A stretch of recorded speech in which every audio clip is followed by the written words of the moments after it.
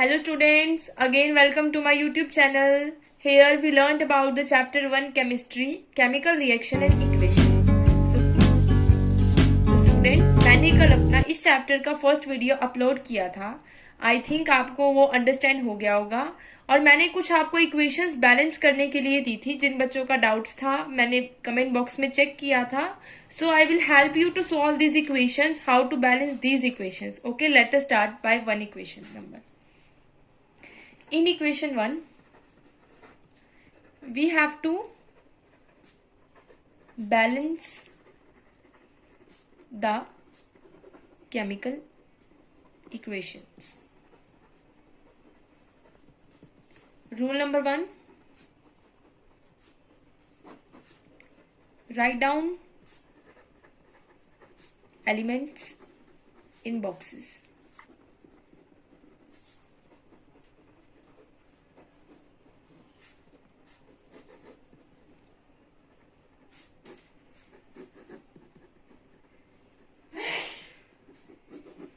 So student, हमारा second step क्या था?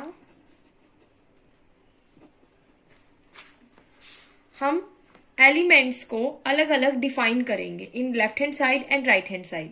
मैंने तुम्हें क्या बताया था कि जो भी एलिमेंट मेरा लेफ्ट हैंड साइड में होगा वो श्योरली मेरा राइट हैंड साइड में होगा. बैलेंसिंग हमारी क्या बताती है कि हमारा जो LHS है वो RHS के इक्वल होना चाहिए. LHS means reactant and RHS means product. तो मुझे अपने रिएक्टेंट और प्रोडक्ट में जितने भी एलिमेंट्स हैं उनके जितने भी मॉलिक्यूल्स हैं उनको इक्वल करना है. तो मैं सबसे पहले एलिमेंट्स राइट डाउन करूंगी. नंबर 1 मेरा क्या दिखाई दे रहा है? Na, which is sodium. Number 2 मुझे मेरा क्या दिखाई दे रहा है? Cl, which is chlorine. Number 3 मुझे मेरा क्या दिखाई दे रहा है? H, which is hydrogen. और नंबर 4 मुझे क्या दिखाई दे रहा है? S, which is sulphur. Number 5 oxygen. तो मैं क्या देख रही हूं? जो मेरा LHS है और जो मेरा RHS है उसमें मेरे एलिमेंट्स है वो सेम है. मैं क्या देख रही हूँ कि मेरा Na रिएक्टेंट में भी है, मेरा Na प्रोडक्ट में भी है, मेरा Cl रिएक्टेंट में भी है, मेरा प्रोडक्ट में भी है. ऐसे ही मेरा हाइड्रोजन सल्फर ऑक्सीजन रिएक्टेंट में भी है, प्रोडक्ट में भी है. To balance this reaction I have to write number of molecules in reactant and product. तो सबसे पहले मैं Na का लेफ्ट हैंड साइड देखूंगी. मेरा यहाँ पर एक मॉलिक्यूल है. Na का मेरा राइट हैंड साइड, मेरा क्लोरीन लेफ्ट हैंड साइड में एक है, मेरा क्लोरीन राइट हैंड साइड में भी एक है. मेरे हाइड्रोजन की पावर मेरी यहाँ पर 2 दिखाई दे रही है मुझे, और यहाँ पर मुझे 1 दिखाई दे रही है. सल्फर मेरा 1 है, सल्फर मेरा 1 है. ऑक्सीजन की पावर मेरी 4 है, ऑक्सीजन की पावर मुझे मेरी 4 दिखाई दे रही है. तो मुझे क्या पता लगा कि मेरी हर चीज बैलेंस है एक्सेप्ट मेरा सोडियम और मेरा हाइड्रोजन. तो मुझे सोडियम और हाइड्रोजन को बैलेंस करने के लिए सबसे पहले मैं सोडियम को बैलेंस कर रही हूँ लेफ्ट हैंड साइड में. तो मैं उसको किससे मल्टीप्लाई कर रही हूँ? 2 से. तो मैंने अपने लेफ्ट हैंड साइड में 2 से मल्टीप्लाई कर दिया. तो मेरा लेफ्ट हैंड साइड में सोडियम का कितना मॉलिक्यूल हो गया? 2. लेकिन मेरा साथ में क्लोरीन का भी कितना हो गया? 2 हो गया.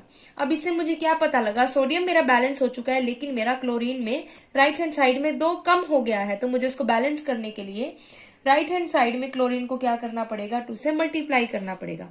तो मैंने हाइड्रोजन और क्लोरीन के साथ क्या करा? 2 से मल्टीप्लाई करा. तो मुझे क्या दिखाई दे रहा है कि मेरा सोडियम भी बैलेंस हो गया है, क्लोरीन भी बैलेंस हो गया, साथ में हाइड्रोजन भी. पहले मेरा हाइड्रोजन बैलेंस नहीं था क्योंकि so the equation is balanced. अब मैं चलूंगी मेरी सेकेंड इक्वेशन. मैंने आपको क्या दी थी? कार्बन प्लस ऑक्सीजन जब रिएक्ट करता है तो वो क्या फॉर्म करता है? Carbon dioxide, means CO2. तो सबसे पहले मैं क्या करूंगी? एलिमेंट्स को बॉक्सेस में ले लूंगी. फिर मैं अपने LH एलिमेंट्स को डिफाइन करूंगी. क्या है? कार्बन है और ऑक्सीजन है. LHS और RHS. LHS में मुझे मेरा कार्बन 1 दिखाई दे रहा है, प्रोडक्ट में भी कार्बन मेरा 1 है. RHS में ऑक्सीजन 2 है और LHS में भी ऑक्सीजन 2 है. मतलब मेरा LHS और RHS क्या है? इक्वल है. तो मतलब इक्वेशन ऑलरेडी बैलेंस्ड. अब मैं लेके चल रही हूं मेरी third equation which is N2 plus H2 give rise to NH3. तो सबसे पहले मैं इनको बॉक्सेस में डिफाइन कर रही हूं. Then I am writing the elements of the equation N and H, where N is the nitrogen and H is the hydrogen. Left hand side में molecule and right hand side में हम molecule write down. Nitrogen का मुझे left में 2 दिखाई दे रहा है, nitrogen का मेरा राइट हैंड साइड में 1 है, हाइड्रोजन का मुझे 2 दिखाई दे रहा है और हाइड्रोजन का 3. इससे मुझे क्या पता लग रहा है कि मेरा इक्वेशन में चाहे लेफ्ट हैंड साइड हो चाहे राइट हैंड साइड हो, कुछ भी बैलेंस नहीं है. तो मुझे मेरा नाइट्रोजन और हाइड्रोजन दोनों को बैलेंस करना पड़ेगा. तो मुझे क्या दिखाई दे रहा है कि मैं नाइट्रोजन को पहले बैलेंस करूंगी क्योंकि वो इजीली हो जाएगा. मुझे पता है कि मेरा LHS में 2 है, तो RHS को 2 बनाने के लिए मैं उसको 2 से मल्टीप्लाई कर दूंगी. तो मैंने RHS को 2 बना दिया. अब मुझे क्या दिख रहा है कि मेरा जो प्रोडक्ट में RHS में नाइट्रोजन है वो 2 हो गया, लेकिन हाइड्रोजन की पावर 2 और बढ़ गई. वो किसके बराबर हो गया? 6 के. अब मेरा यहां पर कितना हो गया? हाइड्रोजन प्रोडक्ट में 6, लेकिन मेरा रिएक्टेंट में 3 है, 2 है. सॉरी स्टूडेंट्स, 2 है वो. तो मुझे प्रोडक्ट में रिएक्टेंट में उसको 6 बनाने के लिए क्या करूंगी मैं? 2 के टेबल में 6 किस पे आता है? 3 पे. तो मैंने उसको 3 से मल्टीप्लाई किया, तो मेरा रिएक्टेंट में भी कितना हो गया? 6 हो गया. तो मेरी इक्वेशन बैलेंस हो गई. सॉरी स्टूडेंट, मेरा हाइड्रोजन के साथ होगा, मैंने रिमाइंड नहीं किया. ओके, मेरी इक्वेशन बैलेंस हो गई. अब मैं चल रही हूं नेक्स्ट इक्वेशन की तरफ. Hydrogen plus chlorine when react they form HCl. आपने पढ़ा होगा हाइड्रोक्लोरिक एसिड बनता है. सबसे पहले मैं बॉक्सेस में लूंगी, then I will write down the elements where H is the hydrogen. इतनी बार देखने के बाद आपको समझ आ ही गया होगा. तो मेरा हाइड्रोजन में LHS चेक करूंगी, RHS चेक करूंगी. हाइड्रोजन मेरा कितना है? LHS में 2 है और RHS में 1 है. क्लोरीन में मेरा 2 है और यहाँ पर मेरा RHS में 1 है. मुझे क्या दिखाई दे रहा है कि मेरा राइट लेफ्ट हैंड साइड में मतलब रिएक्टेंट में जो हाइड्रोजन और क्लोरीन की वैल्यू है वो 2 है. तो मुझे उसको प्रोडक्ट में इक्वल करने के लिए दोनों चीजों को किससे मल्टीप्लाई करना पड़ेगा? 2 से. ठीक है, तो मैंने 2 से मल्टीप्लाई कर दिया प्रोडक्ट में. My equation get balanced. Okay students, मैं आपको डेली की डेली 3 इक्वेशंस प्रोवाइड करूंगी. आपको उसको होमवर्क में डेली बैलेंस करना है. अगर आपको कोई भी प्रॉब्लम है तो आप मुझे कमेंट बॉक्स में राइट डाउन करना, then I will help you to solve it. So now we do the next topic.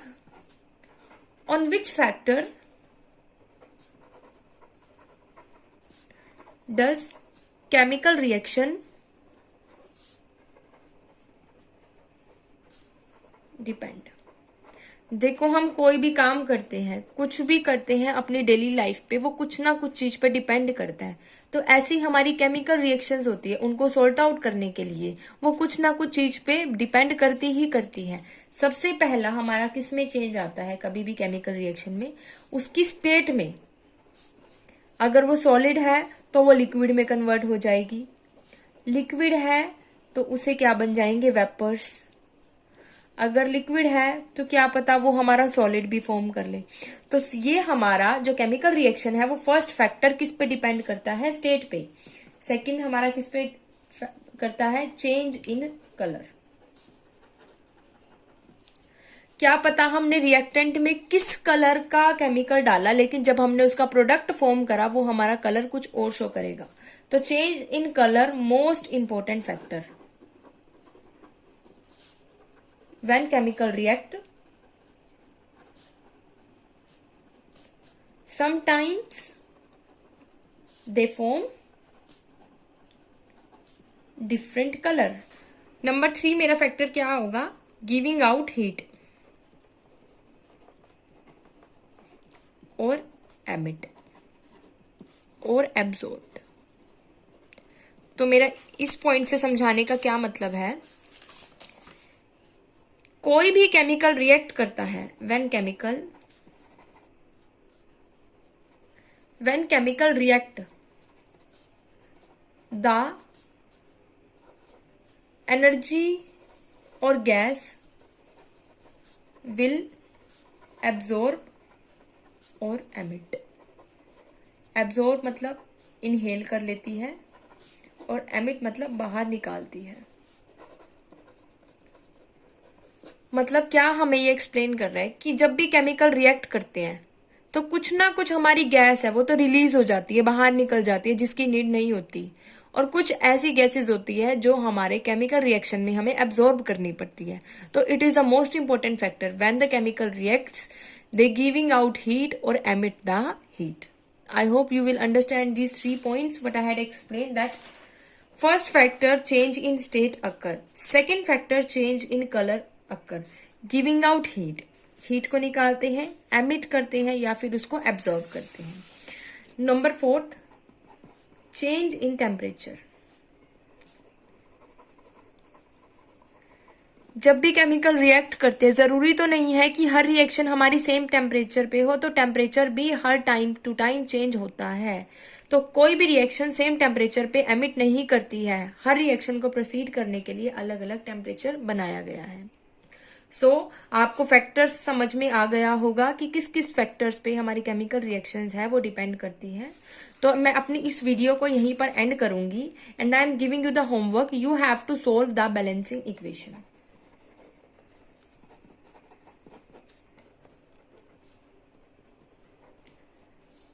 Zinc, silver nitrate, when react they form zinc nitrate plus Ag, हमारा silver बाहर निकल जाएगा।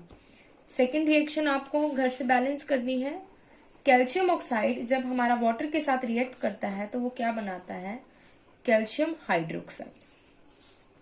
Number 3 आपको कौन सी chemical reaction balance करनी है, Fe मतलब iron जब वाटर के साथ रिएक्ट करता है तो वो क्या बनाता है, ferrous oxide plus hydrogen gas.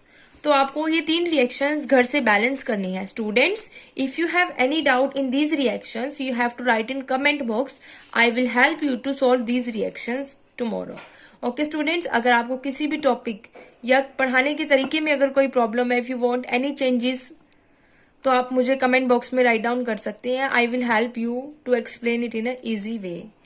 Thank you students for watching my video, and I will very thankful when you share my channel and subscribe my channel.